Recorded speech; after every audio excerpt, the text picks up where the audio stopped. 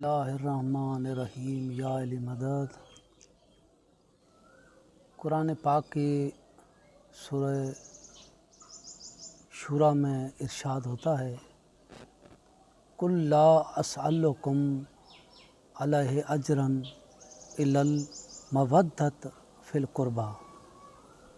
اے حبیب کہہ دے کہ میں تبلیغ کا اجر کچھ بھی نہیں چاہتا، بس میری قربا سے مودت کرو۔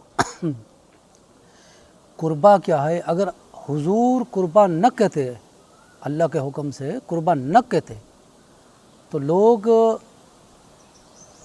اس آیت کو اپنی طرف کھینچتے کہ فلاں کی جو محبت ہے اس کا حکم تھا، فلاں کی جو مودت کا حکم تھا۔ کہ قربا کہہ کر کے حد مکا دی کہ فلاں کی محبت چاہتا ہوں، فلاں کی مودت چاہتا ہوں۔ قربا کون ہے؟ قریب۔ حضور نے اپنے کاندھوں پہ بٹھا کر کے دکھایا کہ میرے قریب یہ ہیں، کبھی اپنی پشت پر بٹھا کر کے دکھایا کہ میرے قریب یہ ہیں، اور کبھی چادر میں سلا کر کے بتایا کہ میرے قریب میری قربا یہ ہیں، اور کبھی مباہلہ میں لے کر کے بتایا کہ میری قربا یہ ہیں۔ اب اس سے آگے کوئی دلیل کی ثبوت کی ضرورت ہی نہیں۔ قربا یہ ان سے مودت کا حکم ہے۔ ایک ہوتی ہے محبت اور دوسری ہوتی ہے مودت۔ محبت اور مودت دونوں میں فرق ہے، حالانکہ محبت بھی مودت بھی محبت ہے، مگر جس پر محبت والی چیز قربان کی جائے، اتم محبت، یعنی کہ محبت کی آخری حد کو مودت کہا جاتا ہے، عشق کو مودت کہا جاتا ہے۔ اب محبت ہر کسی سے ہو سکتی ہے، ماں سے محبت، باپ سے محبت، بھائی سے محبت، بیٹے سے محبت، دولت سے محبت، گاڑی سے محبت، بنگلہ سے محبت، دوست سے محبت، کھلاڑی سے محبت۔ محبت ہر کسی سے ہو سکتی ہے، مگر مودت وہ ہے جس پر محبت والی چیز کو قربان کرنا ہے، یہ ہے مودت۔ مودت پر محبت والی چیز کو قربان کرنا ہے۔ جس چیز سے آپ کو محبت ہے وہ مودت پر قربان کرنی ہے۔ اب مودت کی پہلی مثال تاریخ اسلام میں حضرت ابراہیم نے دی ہے۔ اللہ نے حکم کیا کہ بیٹے کو ذبح کرو۔ اب حکم الہی ہوا، اللہ سے عشق تھا، بیٹے سے محبت تھی، چھری اٹھائی، آنکھوں پہ پٹی باندھی۔ ابراہیم نے بھی تو کوئی کسر نہیں چھوڑی۔ اللہ کی مشیت سے جو دمبا آ گیا اور ابراہیم بچ گیا، مگر ابراہیم تو کسر نہیں چھوڑی، وہ تو ذبح کر چکے۔ کیا ابراہیم نبی کو اپنے بیٹے اسماعیل سے محبت نہیں تھی؟ بیٹے سے محبت تھی اور اللہ سے مودت تھی، یعنی کہ عشق تھا۔ اسی مودت پر محبت کو قربان کیا۔ اور دوسری جو مثال ہے مودت کی، وہ حضرت ابو طالب نے دی ہے۔ وادی شعیب ابو طالب میں جب رات کو کفار قریش آئیں کہ آپ چلیں مکے واپس رہیں، ہمیں کفار قریش تانے دے رہے ہیں اور آپ کا ادھر رہنا ٹھیک نہیں ہے۔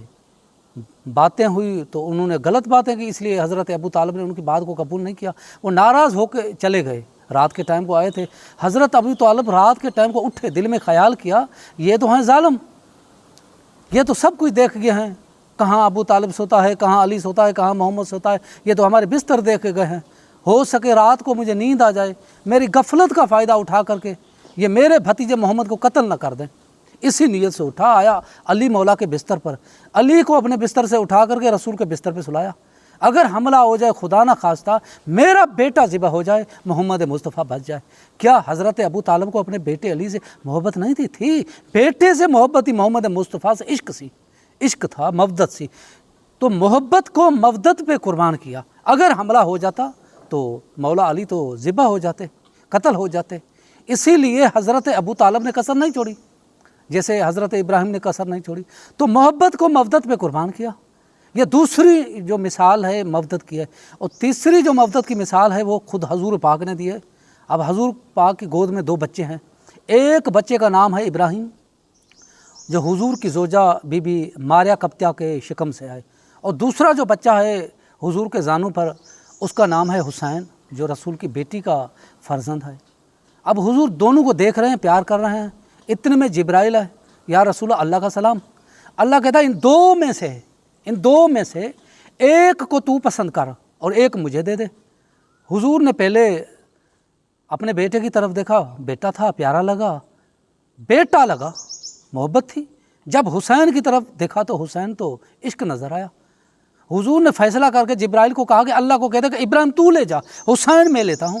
بیٹے سے محبت ہی، حسین سے محبت ہی عشق تھا۔ یہ محبت مودت پہ قربان کر دی، اور کربلا میں تو مودت کے سینکڑوں مثال آپ کو ملیں گے۔ تو میرے دوستوں، محبت اور مودت میں یہ فرق ہے کہ محبت قربان کی جاتی ہے مودت پہ، مودت عشق کا نام ہے، اور مودت محبت کی آخر انتہا کا نام ہے۔ اب اس آیت کو، یہ آیت جو مودت ہے، اس کو آپ سمجھیں ایک دوسری آیت جو سورہ روم میں ہے۔ اس آیت سے اس آیت کو سمجھے اللہ کہنا کیا چاہتا ہے، وَمِنْ آیَاتِهِ أَنْ خَلَقَ لَكُم مِّنْ أَنفُسِكُمْ أَزْوَاجًا، اور میرے نشانیوں میں سے ایک یہ بھی ہے کہ میں نے آپ کے لیے بیویوں کو خلق کیا ہے، لِتَسْكُنُوا إِلَيْهَا وَجَعَلَ بَيْنَكُم مَّوَدَّةً، جو تمہارے بیچ سکون اور مودت لاتی ہے۔ کون؟ بیوی۔ جب میں نے پہلی بار اس آیت کو پڑھا میں حیران ہو کے رہ گیا، یا اللہ، جو مودت کا لفظ تو نے اہل بیت کے لیے استعمال کیا ہے، وہی مودت کا لفظ بیوی کے لیے استعمال کر رہا ہے۔ کہاں اہل بیت، کہاں بیوی؟ اللہ کہتا ہے کہ یہ بیوی تمہارے بیچ سکون اور مودت لاتی ہے۔ تو میں حیران ہو گیا، جب میں نے غور فکر کیا مجھے بات سمجھ میں آئی، میں نے کہا واہ شان الہی، کہاں کا شوہر، کہاں کی بیوی عشق کر بیٹھا، اپنی محبوبہ سے محبت ہو گئی اور شادی کا ارادہ کیا۔ ماں کو پتہ چلا، باپ کو پتہ چلا، بھائی کو پتہ چلا، دوستوں کو پتہ چلا، پڑوسوں کو پتہ چلا، ساروں نے اعتراض کرنا شروع کیا۔ ماں نے کہا کہ بیٹا شادی نہیں کرنا اس سے، کیونکہ اس کا تو عشق ہو گیا، محبت ہو گئی، مودت ہو گئی نا اس سے۔ باپ نے روکا، بھائی نے روکا، دوستوں نے روکا، پڑوسوں نے روکا، مگر عشق تھا، وہ اس سے شادی کر بیٹھا۔ اب ماں نے بھی شرط لگائی، باپ نے بھی شرط لگائی، بھائی نے بھی شرط لگائی، ساروں نے شرط لگائی، اگر تو نے، باپ نے کہا اگر تو نے اس سے شادی کی تو ہمارے گھر نہیں آنا اور دولت کا تجھے حصہ نہیں ملے گا۔ سب کچھ چھوڑ دیا، ماں کو چھوڑا، باپ کو چھوڑا، بھائی کو چھوڑا، دوستوں کو چھوڑا، پڑوسوں کو چھوڑا، گھر چھوڑا، دولت چھوڑی، مگر اپنے عشق کو نہیں چھوڑا۔ اللہ اس آیت میں یہ مودت کا بیوی کی خاطر مثال دے کر مسلمانوں کو شرم دلانا چاہتا ہے۔ شرم کرو، ایک عاشق اپنی محبوبہ بیوی کی خاطر سب کچھ چھوڑ رہا ہے، ماں کو چھوڑ رہا ہے، باپ کو چھوڑ رہا ہے، بھائی کو چھوڑ رہا ہے، پڑوسی چھوڑ رہا ہے، دوست چھوڑ رہا ہے، مکان چھوڑ رہا ہے، گھر چھوڑ رہا ہے، دولت چھوڑ رہا ہے، اور تم علی کی خاطر مولوی کو نہیں چھوڑتے؟ تم علی کی خاطر یہ جو برائی ہے اس کو نہیں چھوڑتے؟ تو میرے دوستوں، مودت اس کو کہا جاتا ہے جس کی خاطر سب کچھ چھوڑا جائے۔ اور اعتراض ہوتا ہے، عشق وہ چیز ہے جو کسی دلیل اور کسی ثبوت کا محتاج نہیں ہے۔ عشق ثبوت نہیں مانگتا ہے، عشق دلیل نہیں مانگتا ہے، بس عشق ہو جاتا ہے جس سے ہو جائے۔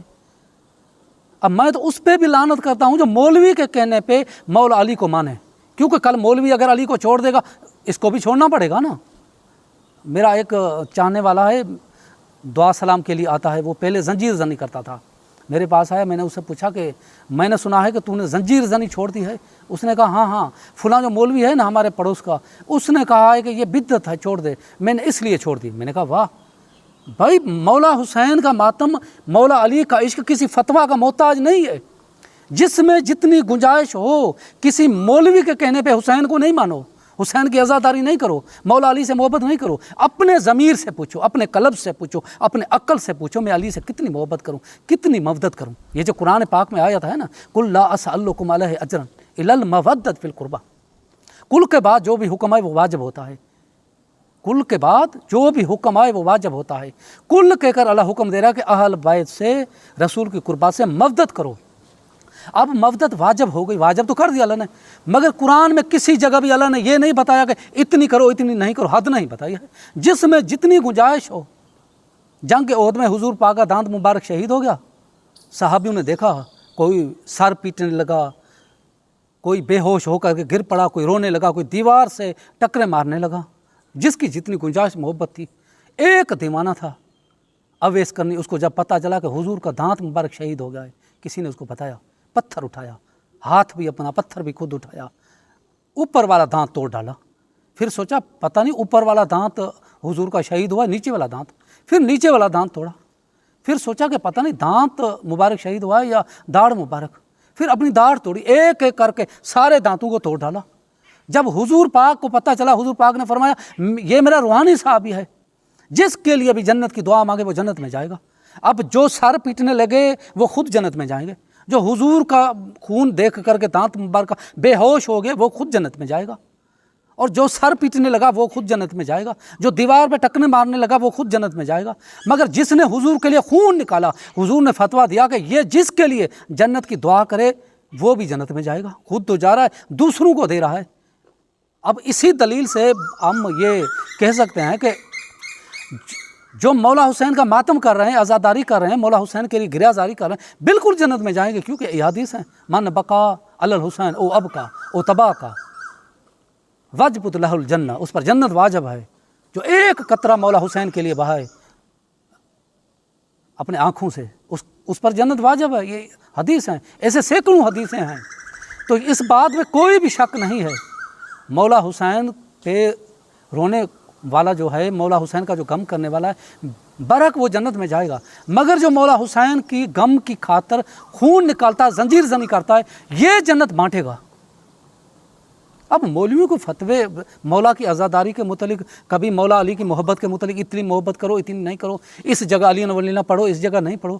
بھائی محبت عشق میں کسی فتویٰ کی ضرورت نہیں ہے، عشق کوئی دلیل نہیں مانگتا ہے، عشق کوئی ثبوت نہیں مانگتا ہے، عشق ہو جاتا ہے۔ جب ہو جاتا ہے تو پھر وہ دیکھتا نہیں ہے میں کتنی محبت کروں، کتنا عشق کروں۔ جس میں جتنی گنجائش ہو وہ مولا علی مشکل کشا سے اتنی محبت کرے، مولا سے اتنا عشق کرے، اور جس میں جتنی گنجائش ہو وہ اسی طرح مولا حسین کی عزاداری کرے۔ اس میں کوئی بھی فتویٰ کی گنجائش نہیں ہے۔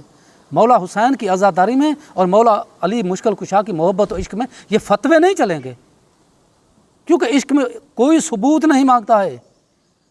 اور یہ تو آپ کو قرآن سے بھی نہیں پوچھنا ہے کہ میں علی مولا سے کتنی محبت کروں، کیونکہ قرآن نے تو پتہ ہی نہیں ہے، کہیں بھی حد نہیں ہے کہ علی سے اتنی محبت کرو، حسین کی اتنی عزاداری کرو۔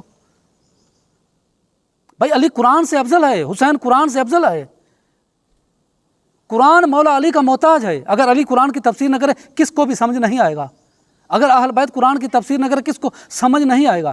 قرآن ان کا محتاج، یہ قرآن کا محتاج نہیں ہے۔ قرآن اب آیا نہیں ہے، 10 سال قرآن آنے میں نازل ہونے میں لیٹ ہے، اور مولا علی مشکل کشا نے کعبہ کے اندر قرآن پڑھ لیا۔ کس نے، کون لے آیا؟ جبرائیل لے آیا۔